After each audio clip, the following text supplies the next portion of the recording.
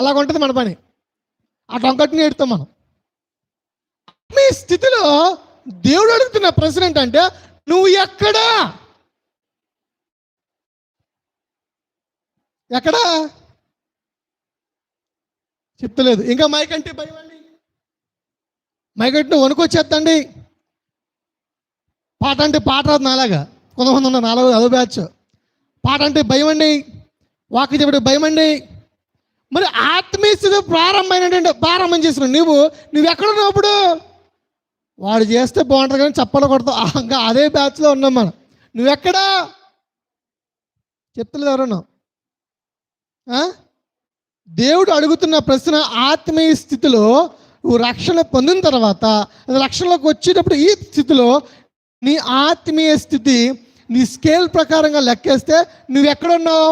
ఇంకా క్యాలెండర్ వాక్యం మీద ఆధారపడుతూ, ఇంకా కొబ్బరి నూనె మీద, కచ్చిపల మీద ఆధారపడుతూ, ఇంకా ఏదో దాని మీద ఆధారపడుతూ ఆ వాటి మీద ఉండిపోయి అదే భక్తి అనుకుని మోసపోతే కనుక నువ్వు ఖచ్చితంగా